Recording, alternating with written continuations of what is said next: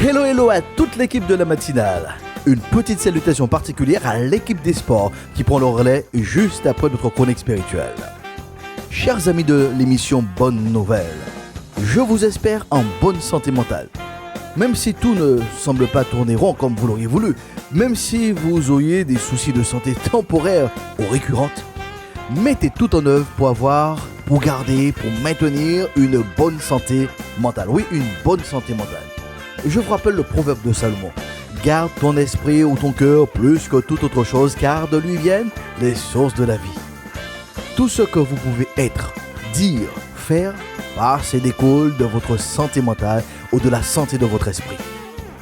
Faites donc de votre santé mentale une de vos priorités majeures pour cette nouvelle année.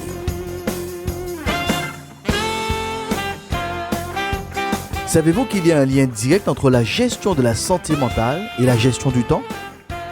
Depuis quelques sessions, sans faire de jeu de mots, nous prenons le temps de nous interroger, de faire une introspection sur notre rapport avec le temps, sur la gestion que nous faisons du temps qui est aussi l'unité de mesure de notre vie. Quelle est la valeur que je donne au temps ? Telle est la première question majeure à laquelle chacun doit répondre. Voici un des grands points communs que tous les hommes de la Terre partagent, le temps, et pour laquelle la réponse est strictement personnelle. Quelle est la valeur du temps pour vous, madame ? Quelle est la valeur du temps pour vous, monsieur ? Arrêtons-nous à la définition du mot valeur. Il est donc dit dans le dictionnaire que le mot valeur, c'est le caractère mesurable prêté à un objet en fonction de sa capacité à être échangé ou vendu. Prix correspondant donc à l'estimation faite d'un objet. Pour nous approprier donc cette notion de valeur, évacuons tout d'abord les euros. Une unité de mesure de valorisation trop galvaudée et inappropriée pour notre réflexion. Je vous propose donc un petit exercice pour que nous puissions nous approprier la notion donc de la valeur. Permettez pour ce faire que nous fassions donc une petite visite de votre maison. Commençons par le salon.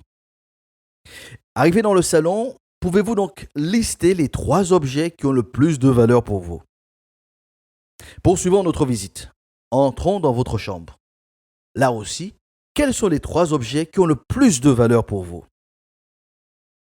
Terminons notre exercice en vous demandant, sur les 6 objets retenus, 3 dans le salon, 3 dans la chambre, quel est l'objet qui a le plus de valeur à vos yeux parmi les 6 ? L'avez-vous choisi ? Certainement, vous n'avez même pas pu établir la liste des 3 objets de valeur qui se trouvent dans votre salon. Cela peut se comprendre. La question est vite posée, mais la réponse prendra du temps, car la sélection sera difficile à effectuer. Pourquoi ? Parce que l'estimation de la valeur d'une chose revient à mettre le doigt sur une histoire personnelle, sur une émotion particulière, sur des souvenirs que l'on ne souhaite pas oublier, encore moins s'en séparer. Il y a un bout de soi qui est rattaché donc à ces objets. En posant la question « Quelle est la valeur que je donne au temps ?», cela revient à se questionner sur l'importance que j'accorde au temps. Le temps fera-t-il partie donc de la liste des 6 éléments essentiels et indispensables de votre existence ? Et pour corser donc la question, des 6 éléments essentiels et indispensables de votre existence, qui sera le numéro 1 ? Est-ce le temps ou autre chose ? Pour nous aider donc à répondre à cette question, écoutez bien ceci. L'homme mesure le temps par la valeur qu'il lui donne. La valeur est déterminée par l'échange qu'en est fait.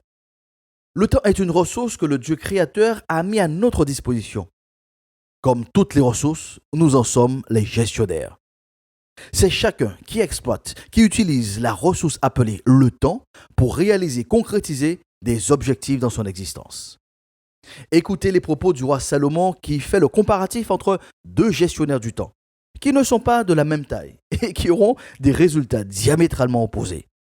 Lisons Proverbe chapitre 6 dès le premier verset. Il est dit « Toi qui es paresseux, va donc voir la fourmi, observe son comportement et tu apprendras la sagesse. Elle n'a ni commandant, ni contremaître, ni chef. Durant l'été, elle prépare sa nourriture. Au temps de la moisson, elle amasse ses provisions. Et toi, paresseux, combien de temps vas-tu rester couché ? Quand donc sortiras-tu de ton sommeil pour te lever ? Je vais faire juste un petit somme, dis-tu. Juste un peu m'assoupir. Rien qu'un peu croiser les mains et rester couché un instant. Mais pendant ce temps, la pauvreté s'introduit chez toi comme un rôdeur et la misère comme un pillard. Fin de lecture. Le premier enseignement à tirer est très interpellant. Même les animaux sont gestionnaires du temps. Donc, nous faisons un petit rectificatif. La ressource temps est aussi attribuée à la création. La faune et la flore doivent aussi gérer le temps. N'est-ce pas Jean de La Fontaine qui nous le rappelle, la fable de la cigale et de la fourmi? Écoutons attentivement cette fable. La cigale ayant chanté tout l'été se trouva fort dépourvue quand la bise fut venue. Pas un seul petit morceau de mouche ou de vermisseau. Elle alla crier famine chez la fourmi sa voisine, la priant de lui prêter quelques grains pour subsister jusqu'à la saison nouvelle. « Je vous paierai, lui dit-elle. Avant l'août, foi d'animal, intérêt est principal. La fourmi n'est pas prêteuse, c'est là son moindre défaut. Que faisiez-vous au temps chaud, dit-elle à cette emprunteuse. Nuits et jours, à tout venant, je chantais, ne vous déplaise. Vous chantiez, j'en suis fort aise. Eh bien, dansez maintenant. Sur la base de cette leçon de vie donnée par la fourmi, Salomon interpelle en ces termes l'autre gestionnaire donc du temps qui est l'homme. Verset 9, il déclare « Et toi, paresseux, combien de temps vas-tu rester couché? Quand donc sortiras-tu de ton sommeil pour te lever? Je vais faire juste un peu de somme, dis-tu, un peu m'assoupir, rien qu'un peu croiser les mains et rester couché un instant. Mais pendant ce temps, la pauvreté s'introduit chez toi comme un rôdeur et la misère comme un pillard. » Le deuxième principe à retenir est celui-ci. Le temps donné par Dieu est une ressource. C'est une véritable semence qui systématiquement, obligatoirement, produit quelque chose. Il y a toujours un résultat quand le temps a fini son travail. Prenons un exemple sur notre corps. David dira dans le psaume 37, verset 25, « J'ai été jeune, j'ai vieilli et je n'ai point vu le juste abandonné ni sa postérité mendiant son pain. » Avec le temps, automatiquement, le corps du bébé passe par de multiples phases jusqu'au corps d'une personne âgée.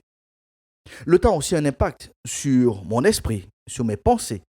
Paul affirmera en 1 Corinthiens 13, verset 11, « Lorsque j'étais enfant, je parlais comme un enfant, je pensais, je raisonnais en enfant. Une fois devenu homme, je me suis défait de ce qui est propre à l'enfant. » Nous pouvons également observer que le temps a un impact automatique sur l'environnement.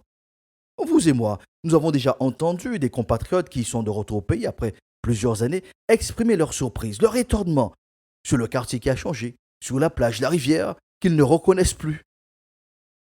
S'il est inévitable, s'il est inévitable que le temps produise automatiquement donc un résultat, s'il est indéniable qu'aucun homme ne peut arrêter le temps, une vérité s'applique à tous.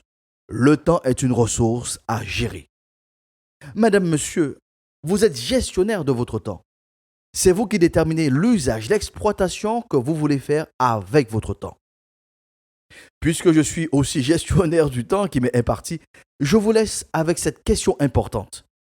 Comment est géré le marqueur de temps que nous appelons l'année 2022? Notez donc bien ces questions précises. Qu'est-ce que j'ai semé avec les 12 mois de 2022? Suite à mes semences, qu'est-ce que j'ai récolté durant les 52 semaines? Qu'est-ce que j'ai récolté durant les 365 jours et que je n'ai pas semé? Je reprends donc les questions. Qu'est-ce que j'ai semé avec les 12 mois de 2022? Suite à mes semences, mes investissements volontaires, qu'est-ce que j'ai récolté durant ces 52 semaines? Mais aussi la question se pose, qu'est-ce que j'ai récolté durant les 365 jours de 2022 et que je n'ai pas semé? Le pasteur Josias vous propose donc cette réflexion sur le temps afin que vous et moi, nous soyons de meilleurs gestionnaires de cette ressource inestimable qui est le temps. Vous pouvez donc réécouter cette session sur la chaîne YouTube du pasteur Josias.